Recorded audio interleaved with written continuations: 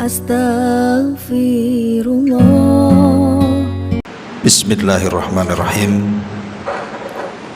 Assalamualaikum warahmatullahi wabarakatuh.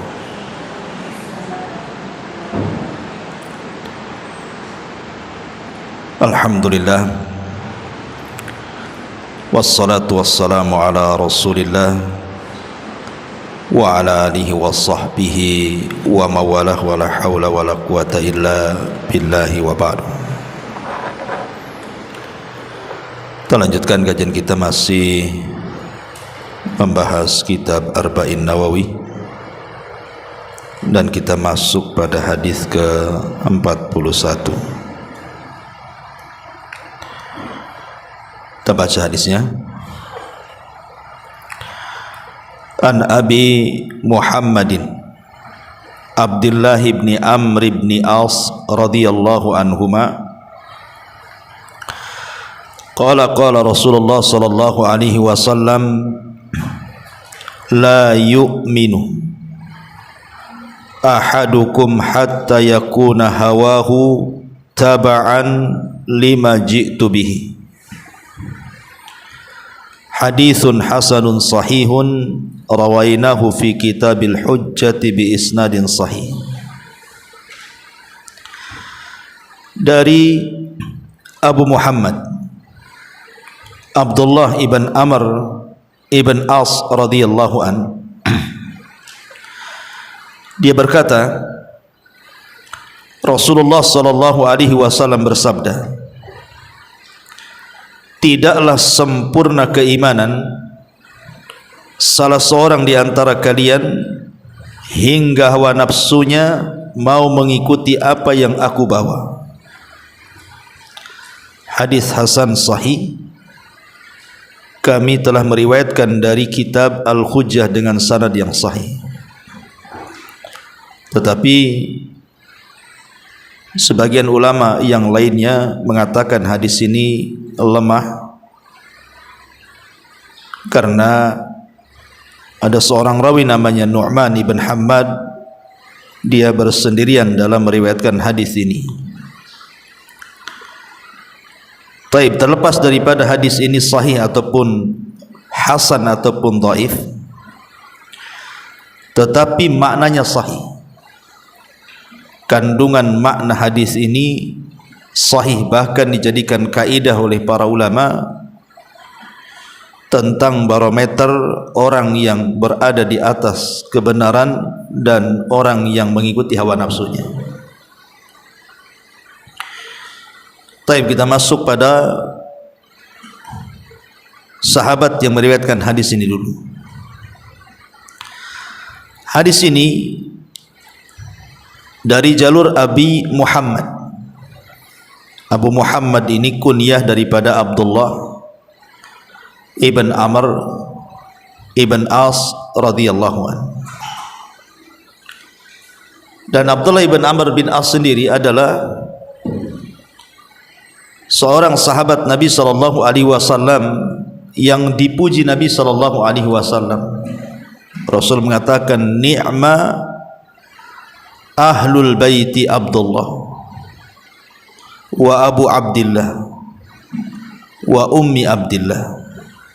Sebaik-baik keluarga adalah Abdullah, bapa Abdullah dan Ummi Abdullah. Maksudnya Abdullah ibn Amr ibn As. Dan beliau subhanallah mendapatkan hidayah masuk Islam sebelum ayahnya. Jadi dia masuk Islam duluan, baru kemudian ayahnya masuk Islam. Karena ayahnya ini telat masuk Islam, Amr ibn As ini. Tapi putranya Abdullah ibn As ini masuk Islam duluan daripada ayahnya. Bahkan dia menjadi satu di antara sekian para sahabat yang paling banyak mencatat hadis Nabi. Bahkan Abu Hurairah radhiyallahu anhu, kita ma'rufi Abu Hurairah, orang yang paling banyak menghafal hadis Nabi.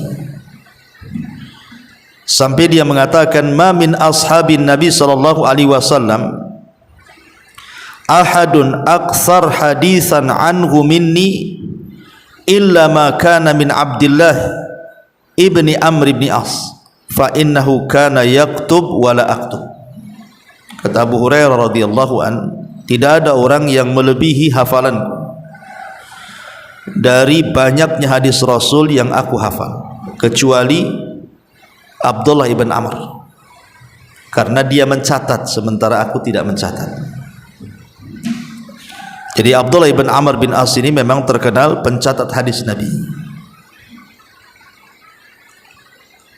Lah Abdullah ibn Amr bin As sendiri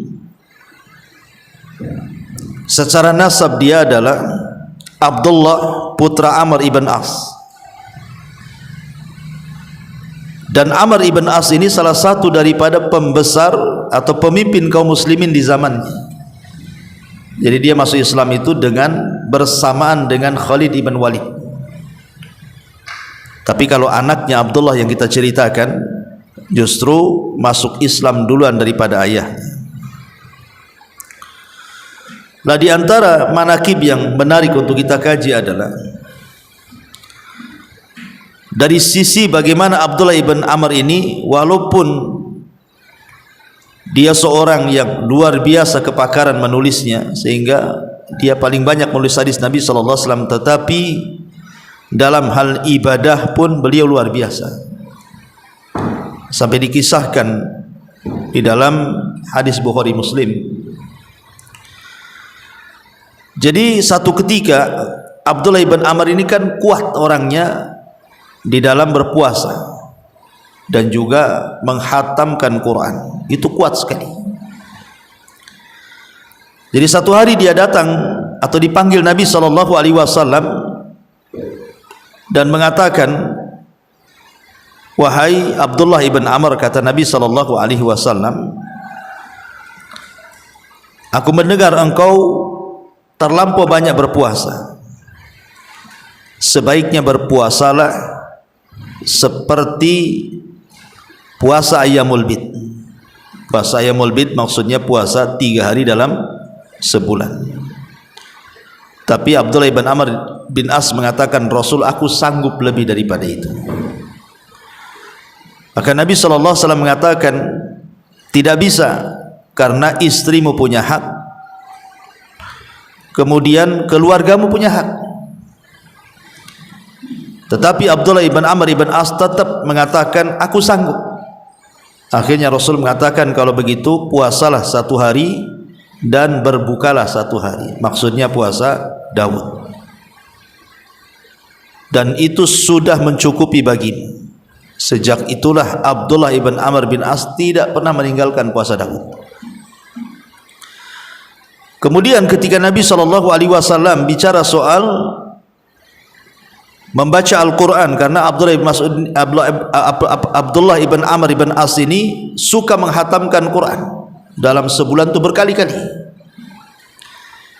Jadi kata Nabi SAW, sebaiknya hatamkan Quran minimalnya 1 bulan 1 kali saja.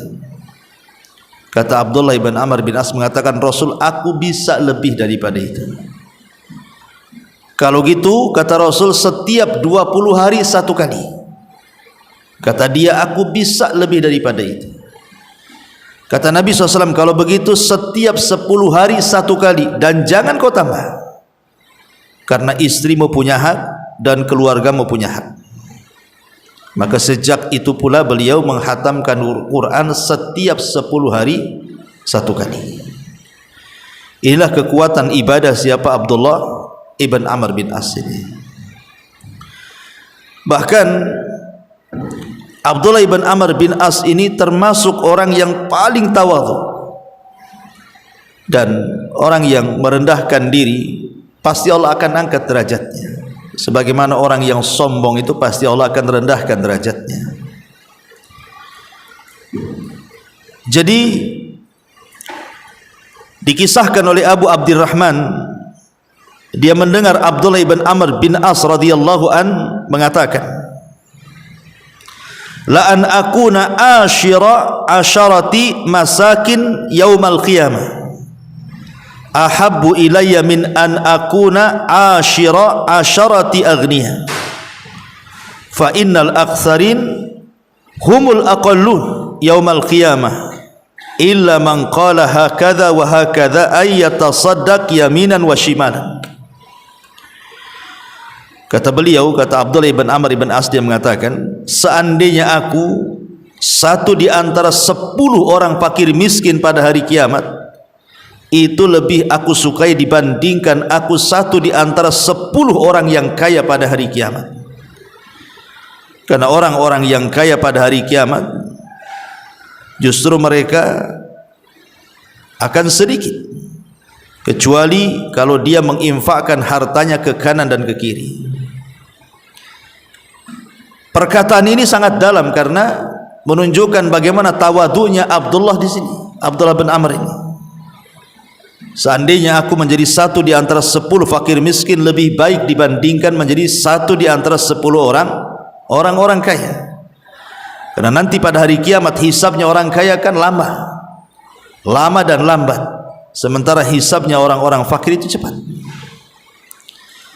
Makanya ingat ketika saya berkisah tentang hadis Nabi SAW. Jadi satu hari Anas bin Malik radhiyallahu anhu menceritakan, dia duduk bersama Nabi. Tiba-tiba Nabi SAW mengatakan, akan masuk kepada kalian sekarang rajulun min ahlil jannah, laki-laki yang termasuk penduduk surga. Akan masuk ke masjid ini sekarang laki-laki yang termasuk penduduk surga. Rupanya dari sudut masjid ada seorang laki-laki Ansor masuk, dengan nampak di janggutnya bekas wudunya dan menenteng sandalnya. Kemudian keesokan harinya Rasulullah SAW bicara lagi, sebentar lagi akan masuk kepada kita seorang laki-laki yang termasuk penduduk surga. Rupanya orang itu lagi. Kemudian keesokan harinya berikutnya Rasul ngomong itu lagi, rupanya dia lagi yang dimaksud Nabi. Jadi Abdullah ibn Amr ibn As ini penasaran, punya amalan apa orang itu? Kok bisa Nabi SAW mengatakan si fulan termasuk penduduk surga? Dan ini menunjukkan semangat para sahabat kalau ada orang yang dijanjikan Rasul dengan surga, kepengen juga seperti itu. Jadi ingin tahu rahasianya apa? Rahasianya orang ini, kenapa Rasul sampai mengatakan si fulan termasuk penduduk surga? Jadi Abdullah ibn Amr ibn As ini pura-pura bertamu, ada masalah dengan keluarganya, kemudian berpura-pura bertamu 3 hari, ingin mengetahui apa aktivitas orang itu. Rupanya biasa-biasa saja, baca Qur'annya biasa, sholat malamnya biasa, zikirnya biasa, istighfarnya biasa. Sahabat yang lebih daripada dia lebih banyak lagi. Akhirnya kecewalah Abdullah ibn Amr ibn As ini. Pas di hari ketiga baru dia menceritakan maksud dia bertamu selama 3 hari itu. Dia tidak ada masalah dengan keluarganya, cuman dia mendengar Rasul SAW mengatakan kepada anda bahwa anda termasuk penduduk surga. Kira-kira apa rahasiamu? Aku lihat kau biasa-biasa saja. Maka barulah setelah hendak pergi, orang ini menceritakan bahwa setiap malam sebelum tidur, kata dia, aku berusaha mengeluarkan dari hatiku perasaan hasad dan dengki kepada siapapun yang menyakitiku. Ku maafkan mereka. Jadi amalannya itu bukan amalan badan, bukan membaca Quran, bukan solat malam, bukan zikir, tidak. Tapi amalan yang membuat Rasul mengatakan si fulan termasuk penduduk surga adalah amal hati. Jadi setiap hari sebelum tidur dia maafkan semua yang menzalimi dia, dan dia keluarkan setiap hasad dan dengki dari hatinya. Kata Abdullah ibn Amr ibn As, oh boleh jadi inilah yang dikehendaki Nabi SAW.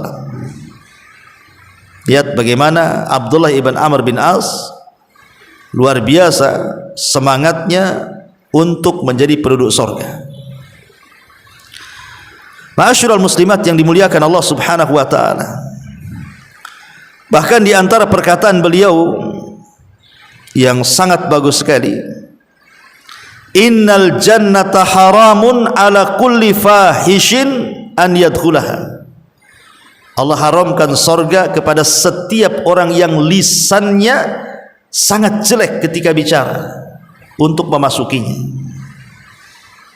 Ya persis seperti sabda Nabi SAW bahwa orang yang tidak bisa menjaga lisan maka diancam dengan neraka. Kata Nabi SAW, sesungguhnya ada seorang hamba yang mengucapkan satu kalimat tanpa sadar, rupanya kalimat itu membuat Allah murka sehingga Allah masukkan ia ke dalam jahanam sejauh barat dan timur. Ma'asyiral muslimat yang dimuliakan Allah Azza wa Jalla, itulah sekilas daripada biografi Abdullah ibn Amr ibn As radhiyallahu anhu. Abdullah ibn Amr bin As ini menceritakan sebuah hadis dari Nabi SAW. Apa kata Rasul? La yu'minu ahadukum hatta yakuna hawahu taba'an lima ji'tu bihi. Tidaklah sempurna keimanan seseorang. Kalimat la yu'min bukan berarti kafir, tidak. Maksudnya tidak beriman di sini, maksudnya tidak beriman dengan sempurna. Siapa yang tidak sempurna imannya itu? Seseorang di antara kalian hingga hawa nafsunya mau mengikuti apa yang aku bawa, kata Nabi. Hingga hawa nafsunya ditundukkan dengan syariat yang dibawa Nabi SAW. Apa maksudnya menundukkan hawa nafsu di atas syariat Nabi SAW atau di atas apa yang diajarkan oleh Nabi SAW? Saya contohkan begini untuk memudahkan memahami hadis ini. Kalau ada dua orang yang berzina,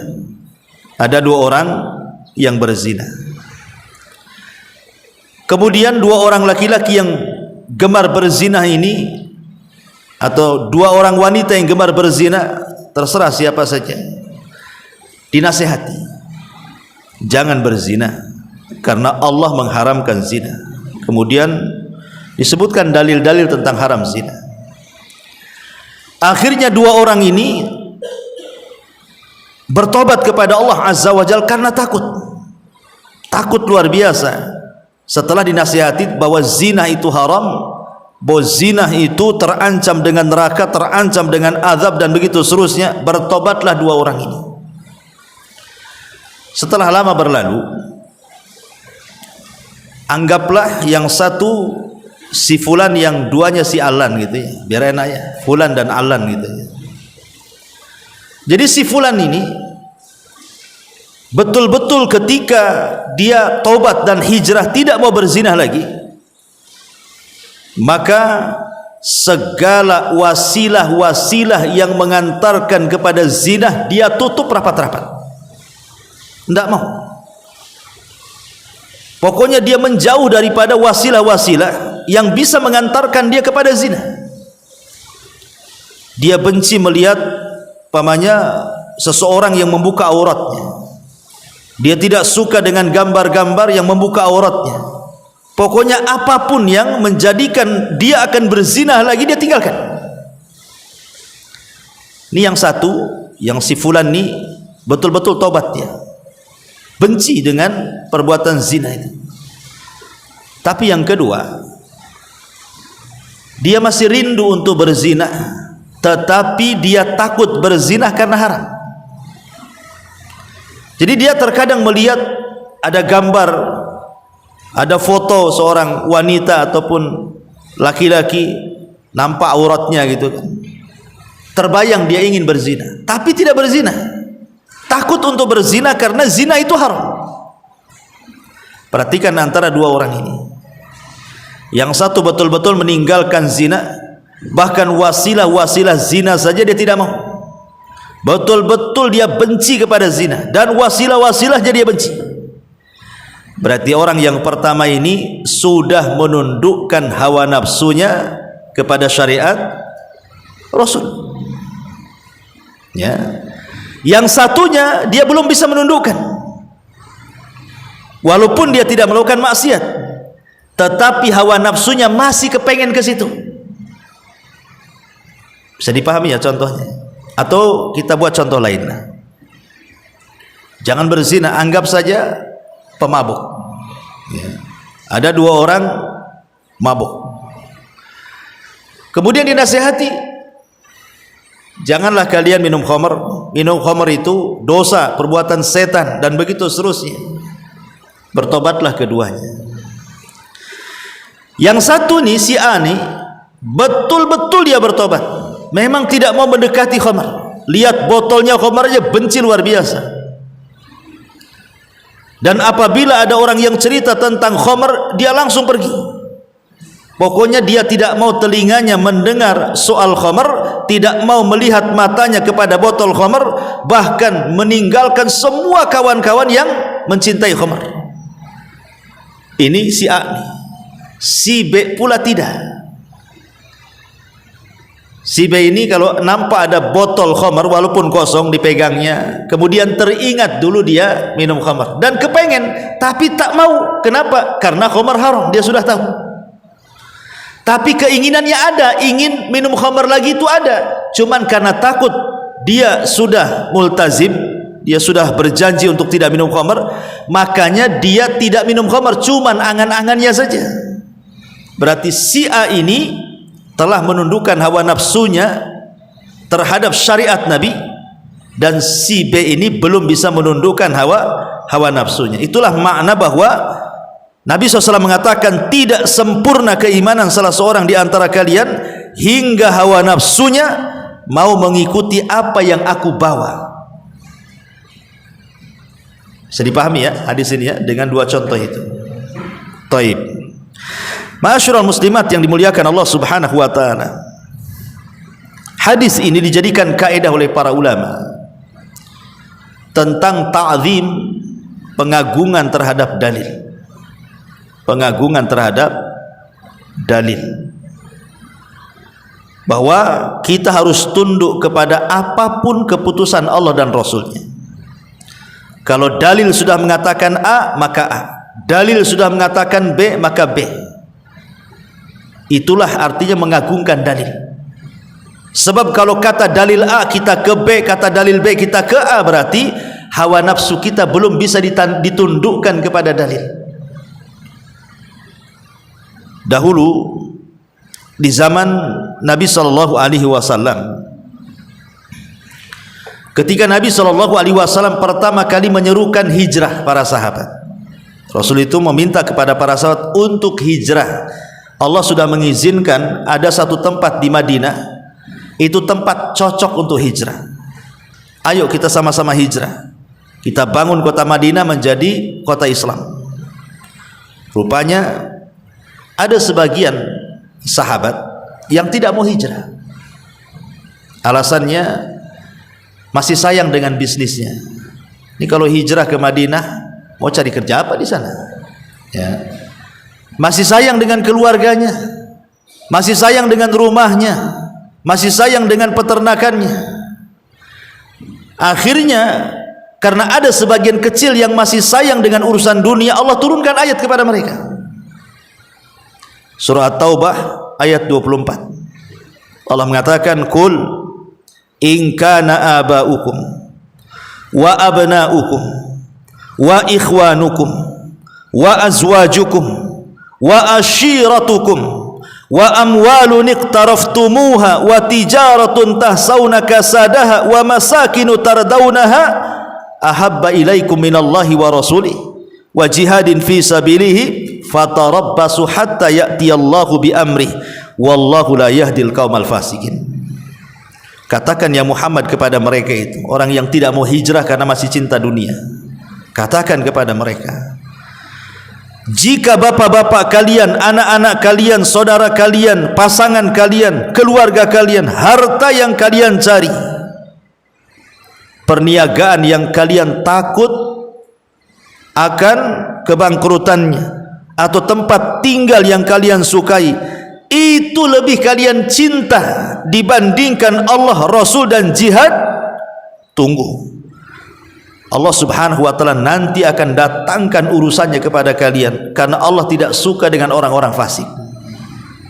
Lihat ayat ini semakna dengan hadis tadi, bahwa kita jangan sampai hawa nafsu kita ini liar, Karena hawa nafsu ini terbagi menjadi dua kan. Ada hawa nafsu yang baik, ada hawa nafsu yang tidak baik.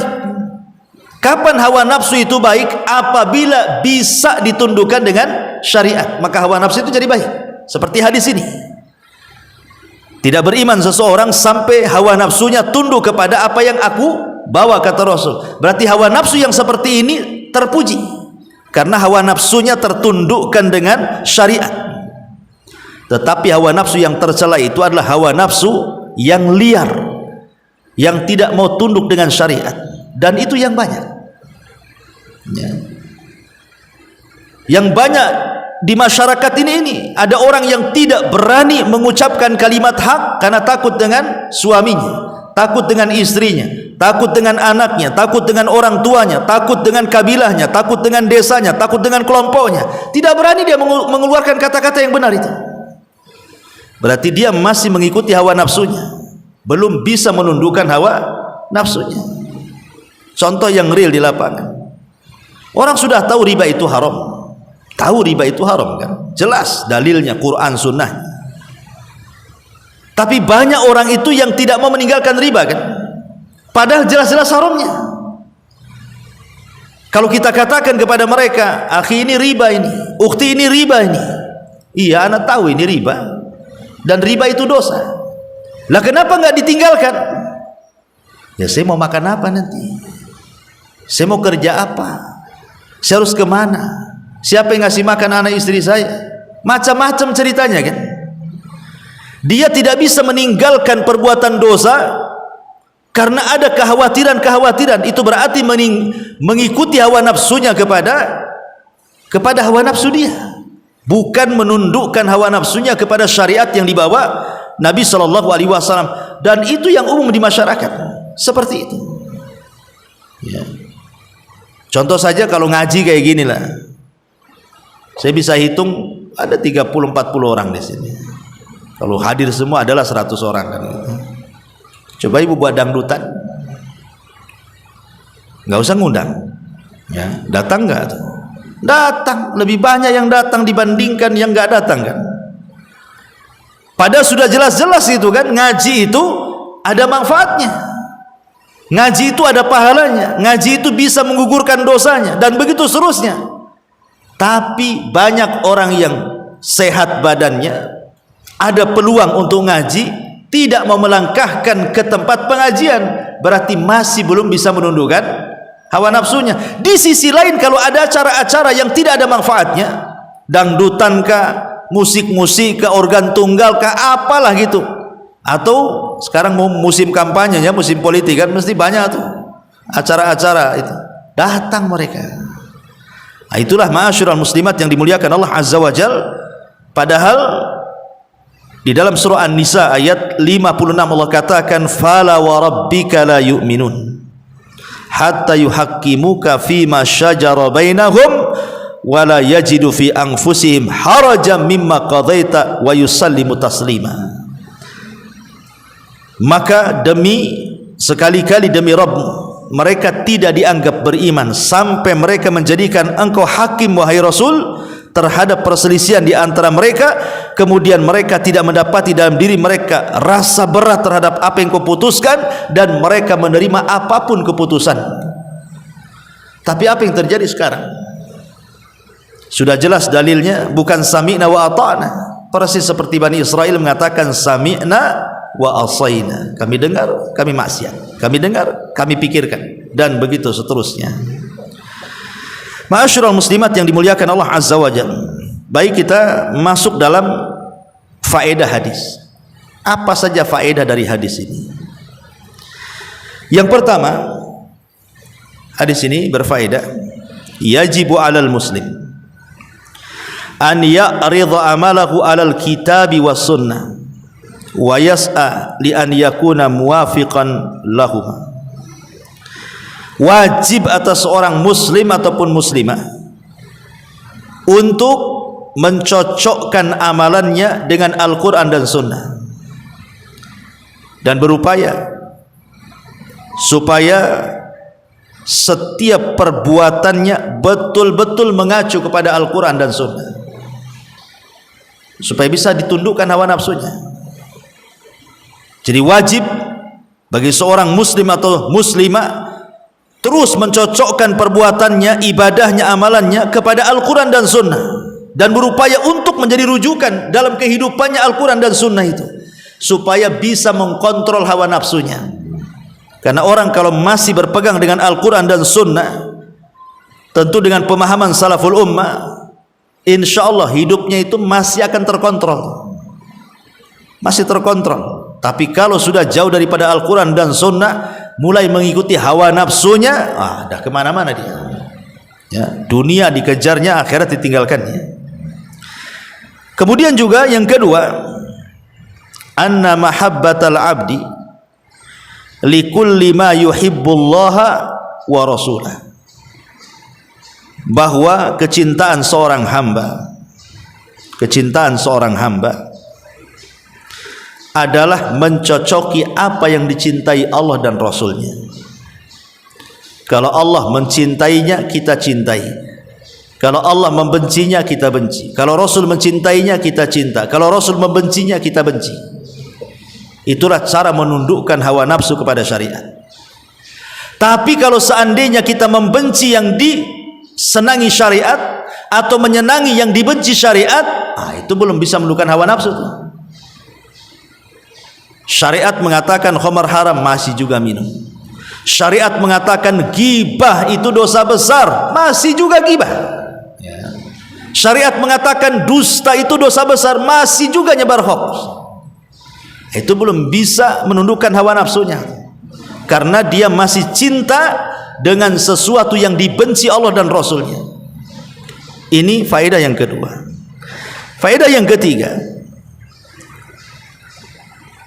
wujubu tahkimir Rasul fi kulli masailid din al-i'tiqadiyati wal amaliyati war ridha bidzalik wat taslim. Wajib menjadikan Rasul sebagai hakim, pemutus pada setiap permasalahan agama, baik yang bersifat keyakinan ataupun yang bersifat amalan, dan harus redha dan menerima apapun keputusannya. Dahulu di zaman keemasan para sahabat Nabi SAW,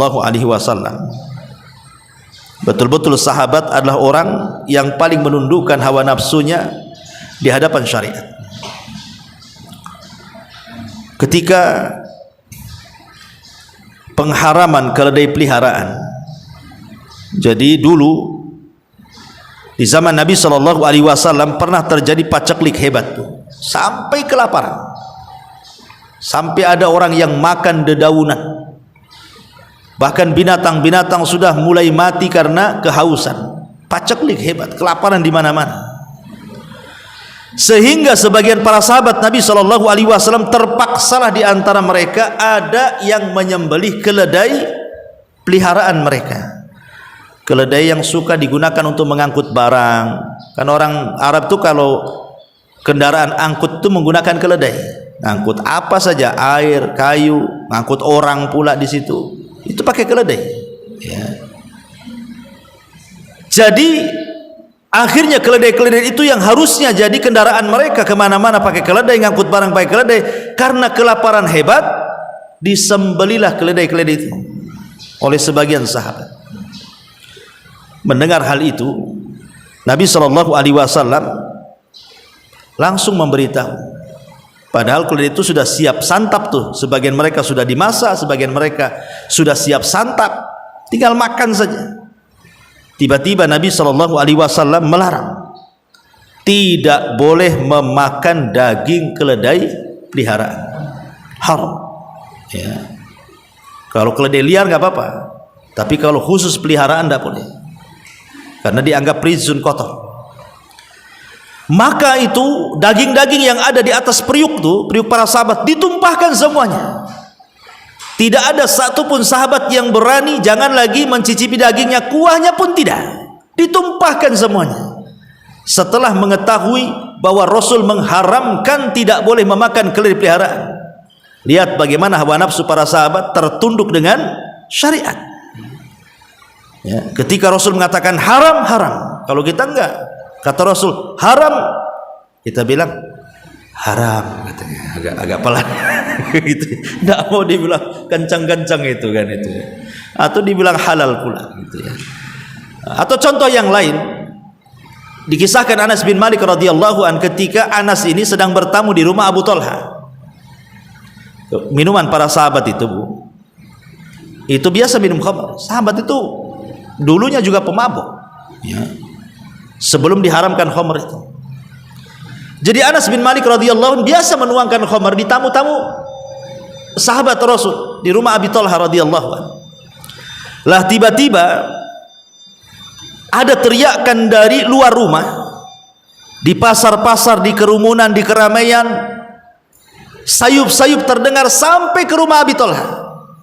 Jadi Abu Talha ngomong sama Anas tuh, Anas, ukhruj fasma madza yaqulu munadi yunadi. Keluar kau Anas, ngomong apa orang itu di luar tuh? Kok ramai kali? Maka Anas pun kemudian keluar. Setelah beberapa saat datang lagi, kemudian ngomong sama Abu Talha, ya Abu Talha, Nabi SAW sudah mengutus seseorang untuk mengumumkan di halayak ramai manusia, ala wa innal khamra qad hurrimat. Ingatlah sesungguhnya khamr diharamkan. Mendengar hal itu, Abu Talha pun langsung terdiam. Dan manusia yang di pasar-pasar bergerak pulang, yang ada di keramaian bergerak pulang. Kemudian semua menuangkan khamr-khamr yang ada di rumah mereka, di depan rumah-rumah mereka, sampai perawi hadis mengatakan hatta salat syawari'ul Madinah, sampai gang-gang kota Madinah itu banjir gara-gara khamr yang dituangkan para sahabat Nabi SAW. Lihat bagaimana ketundukan hawa nafsu para sahabat betul-betul ditundukkan dengan syariat. Ketika Rasul mengatakan khamr haram, haram, sudah selesai. Tidak ada istilah mereka, saya kan sudah kecanduan, biarlah saya sedikit-sedikit meninggalkan. Biasa satu hari 5 botol, nanti saya kurangi besok 2 botol, lusa 1 botol, lusanya 1 gelas, lusanya lagi 1 sendok, baru saya buang 1 botol-botol 1 sendok-sendoknya, katanya. Bukan begitu, ya. Tidak ada sahabat itu yang meninggalkan maksiat itu secara tadarruj, bertahap, tidak ada. Kalau sudah haram, haram, selesai. Nah, kalau kita mungkinlah,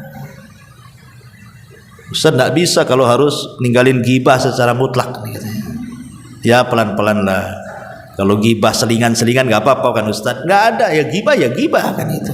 Nggak ada gibah selingan itu, tetap haram. Ya, jadi begitulah para sahabat mencontohkan kepada kita menundukkan hawa nafsu di atas syariat Nabi SAW. Bahkan ketika turun ayat hijab surah An-Nur 31 itu, wal yadribna bihumurihinna ala juyubihin, hendaklah wanita-wanita itu melembrehkan jilbab mereka di dada-dada mereka, artinya ditutup auratnya. Subhanallah, semua wanita pulang ke rumah, apapun yang mereka dapati, entah dari gorden, entah dari taplak meja, apapun kain yang mereka dapati, langsung ditutup. Ka'annahunna, seolah-olah ka'anna ru'usihinna, seperti kepala-kepala mereka itu seperti burung gagak. Gagak itu kan warnanya hitam, ya. Jadi sampai kepalanya itu seperti burung gagak. Tahu Bu, burung gagak itu, perhatikan burung gagak itu yang hitam ya. Gagak ada warna lain ya? Nggak ada ya kan? Gagak ya hitam lah, ya. Ya tengok burung gagak itu, sak mata-matanya hitam. Nah, kalau kita nengok kepala burung gagak tuh hitam semua tuh. Kemudian apa nih? Patuknya juga hitam, matanya juga hitam, rambutnya juga hitam kan? Begitulah Rasul mengistilahkan seperti kepala mereka itu seperti burung gagak tuh. Hitam semuanya karena ditutupi, tidak ada celah lagi, matanya ketutup semuanya. Begitulah para sahabat Nabi SAW, sahabi Rasul SAW di zaman itu ketika perintah hijab betul-betul ditutup, ya. Tidak mikir dulu. Sekarang kan mikir dulu nih. Orang yang nggak pernah hijab tiba-tiba tergerak untuk hijab, ngacanya itu sampai mau pecah kacanya itu, cocok miring sini sana sini. Mungkin jilbab itu sampai 10 jilbab itu asik cabut pasang cocok nggak cocok gitu saja kan. Anda minta pula pendapat orang, cocok nggak katanya. Kalau nggak cocok saya nggak pakai jilbab katanya. Ini gimana ceritanya ya? Jadi orang seperti itu belum bisa menundukkan hawa nafsunya. Kemudian juga contoh yang lain, ketika Nabi SAW sedang sholat ya. Di tengah-tengah sholat tiba-tiba Nabi SAW melepaskan sandal, dilepas begitu saja sandalnya. Sahabat Nabi di belakang ini, karena kan posisinya sedang sholat, bukan sedang selesai sholat, sedang sholat. Rasul jadi imam, tiba-tiba Rasul melepas sandal. Jadi di pikiran para sahabat itu, jangan-jangan turun wahyu nih, tidak boleh pakai sandal ketika sholat.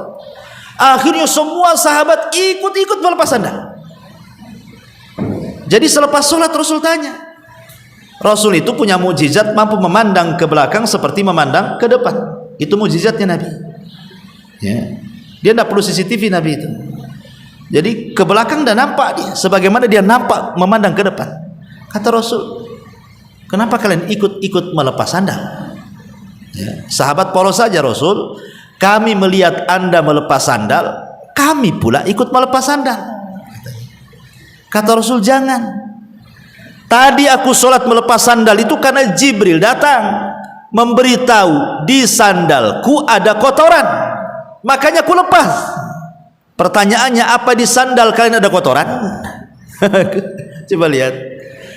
Jadi sahabat itu apapun yang dilakukan Rasul langsung dilaksanakan, tidak terpikir sama sekali begini begitu, tidak ya. Seperti Umar bin Khattab tuh ketika mencium Hajar Aswad, dia mengatakan, hei batu, aku tahu kau ini seonggok batu. Kalau aku tidak melihat Rasul mencium kamu, buat apalah aku cium kamu tuh. Bayangkan, otak secerdas Umar saja tunduk kepada syariat Nabi.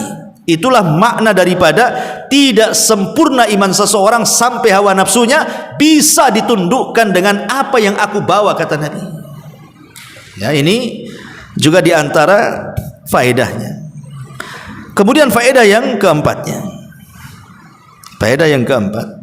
annahu la khiyara li ahadin fi amri qadahu Allah wa rasul.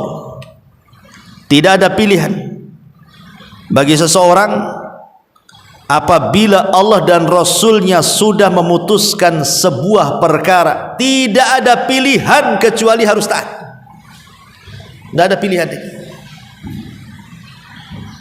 Di zaman Nabi ada seorang laki-laki namanya Julaibib. Pernah tahu bukan kisahnya Julaibib? Julaibib ini sahabat Nabi SAW yang paling fakir, tidak punya rumah sama sekali.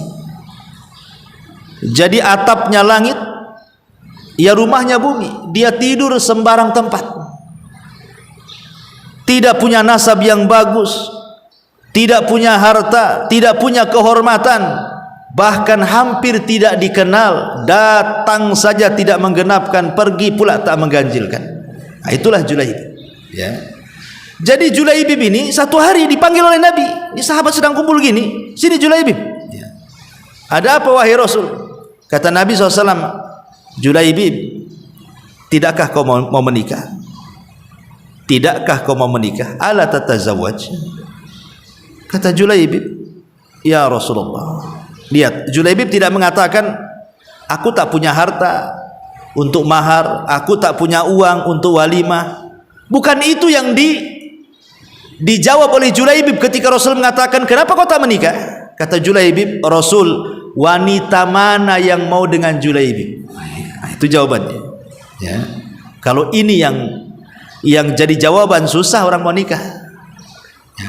Tapi kalau bilang saya nggak punya harta, bisa dikasih harta nikah. Tapi kalau jawabannya wanita mana yang mau dengan Julaibib, walaupun punya harta tetap wanita tamu dengan saya, gitu seolah-olah. Akhirnya Julaibib pergi. Disangka Rasul ini mungkin bercanda kan itu. Besoknya datang lagi, dipanggil lagi, hei Julaibib, afala tatajawaz? Menikahlah, kata Julaibib sambil agak emosi.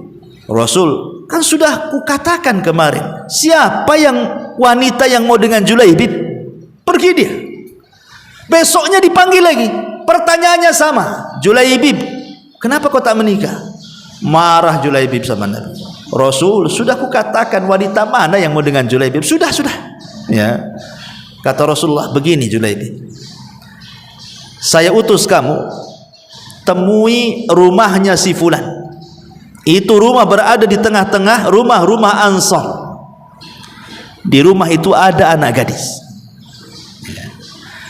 Katakan kepada orang tuanya, saya adalah utusan Rasul.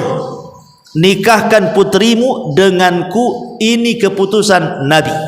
Cukup ngomong gitu saja. Berangkat Julaibib. Ya. Kemudian betul-betul sudah ketemu tuh rumahnya. Diketuknya rumah itu, Assalamualaikum. Yang buka bapaknya, Waalaikumsalam. Kaget bapaknya. Julaibib, ngapain kau kesini? Tidak, wahai fulan, inni Rasulillah sallallahu alaihi wasallam, jawiz ibnataka alayya, hadza amrun nabi. Apa kata Julaibib?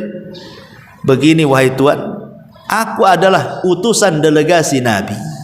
Nabi yang menyuruh aku kemari, katanya engkau punya anak gadis, nikahkan anak gadismu denganku, ini perintah Nabi, katanya. Kata bapaknya geleng-geleng kepala, apa enggak ada orang selain Julaibib? Kenapa tidak Abu Bakar saja? Kenapa tidak Umar? Kenapa tidak Utsman? Kenapa tidak sahabat yang lain? Kenapa mesti Julaibib? Kata bapaknya. Tapi karena ini perintah Rasul, kata bapaknya, tunggu dulu, saya harus runding dengan ibunya. Masuklah bapaknya kepada ibunya dan mengatakan bahwa Rasul mengutus anak muda dan mengatakan nikahkan putrimu denganku. Kata ibunya, dengan siapa? Julaibib. Hah, Julaibib? Apa enggak ada lagi selain Julaibib? Katanya. Ya, karena Julaibib ini disebutkan orangnya hitam, pendek, miskin, tidak punya nasab, tidak dikenal orang. Macam mana orang mau dengan Julaibib kan gitu?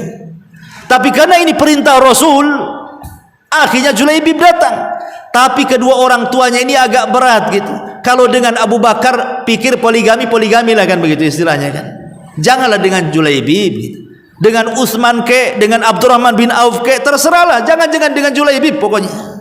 Subhanallah. Di balik tabir itu, anak wanitanya mendengar, seolah-olah kedua orang tuanya menolak perintah Nabi.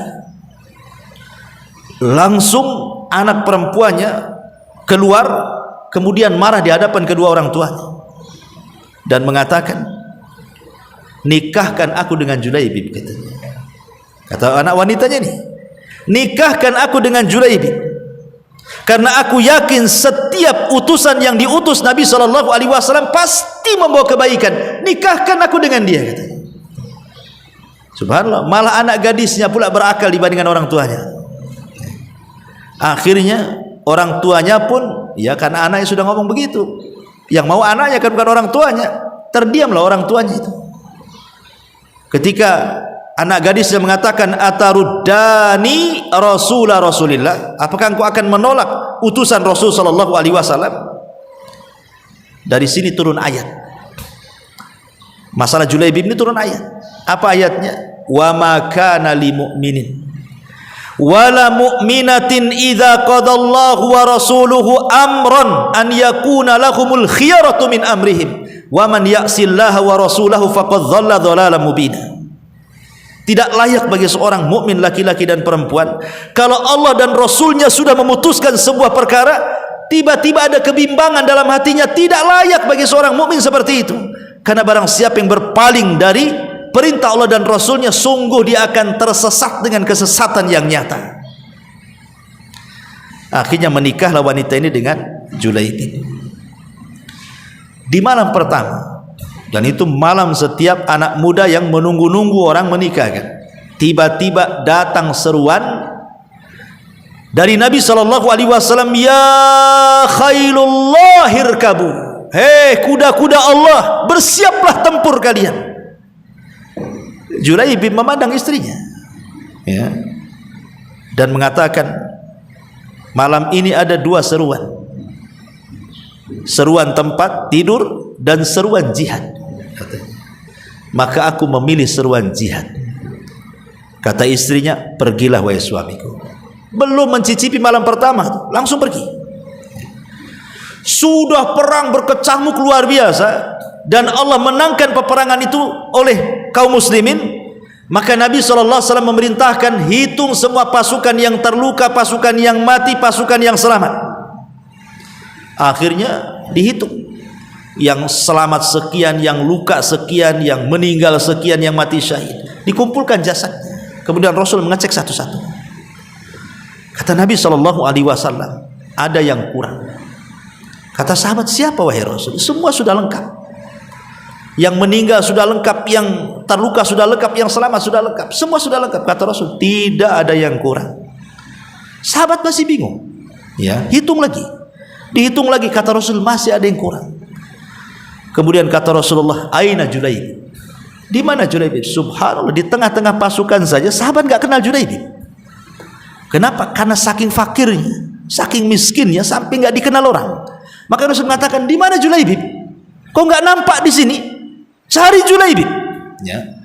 Akhirnya dicarilah Julaibib. Rupanya Julaibib sedang meregang nyawa, dan di hadapannya ada 7 orang musyrik yang berhasil dibantai dia. Ketika melihat bagaimana Julaibib membantai 7 orang musyrik, dan terakhir dia terluka dan sedang meregang nyawa, kemudian Nabi SAW menghampiri Julaibib. Ketika itu Julaibib meninggal dunia. Maka Rasul sedih, meletakkan kepalanya di paha Rasul dan mengatakan, inna Julaibaba minni wa ana minhu. Julaibib bagian diriku dan aku bagian diri. Lihat bagaimana ketundukan kisah ini, bahwa kalau Allah dan Rasulnya sudah memutuskan sesuatu, jangan ada pilihan, karena itu bentuk menundukkan hawa nafsu kepada syariat. Inilah diantara faedah hadis ke-41. Wallahu a'lam bishawab. Taib, sebelum saya tutup, silakan kita buka tanya jawab.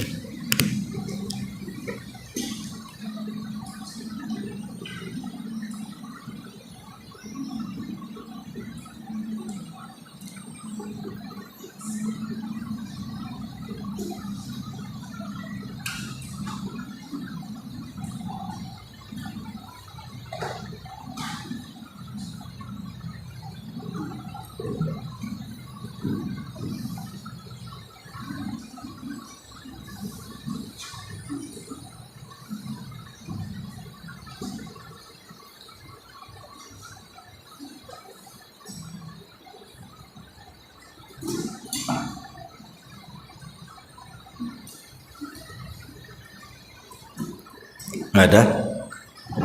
Alhamdulillah, nggak ada.